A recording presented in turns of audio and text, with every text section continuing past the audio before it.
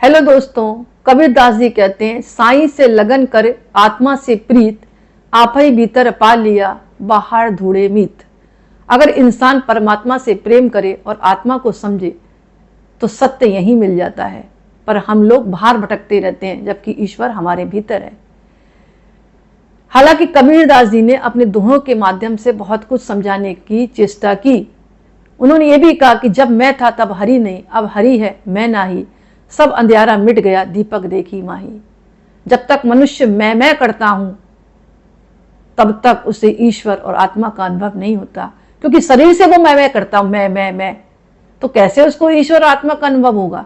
लेकिन जब अहंकार मिट गया यानी मैं मिट गया तो आत्मा का प्रकाश स्वयं प्रकट हो जाता है। बात समझ में आ गई?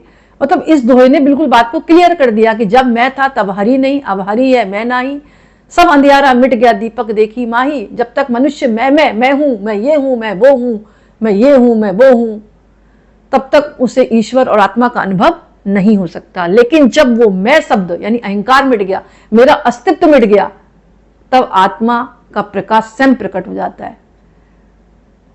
मतलब कबीरदास ने कितनी बड़ी बात अपने दोहों के माध्यम से समझाने की चेष्टा की।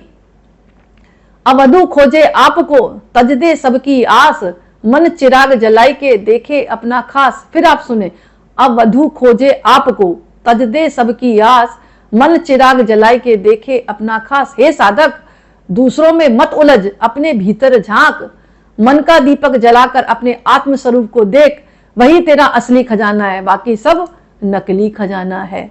बार बार कबीरदास ने भी अपने दोहों में समझाने की कोशिश की कि सब कुछ भीतर है, बाहर क्या झांक रहा है बंदे, बाहर तो कुछ भी नहीं है। हे साधक, दूसरों में मत उलझ, दूसरों की बातों में मत जा, ये क्या कर रहा है कि वो क्या कर रहा है, दिमागा क्या कर रहा है, अपने भीतर झांक, शेष समय मिला है, मन का दीपक जलाकर अपने आत्म स्वरूप को देख, वही तेरा असली खजाना है। तो कहने का मतलब यही है कि आत्मा जो है अजर और अमर है।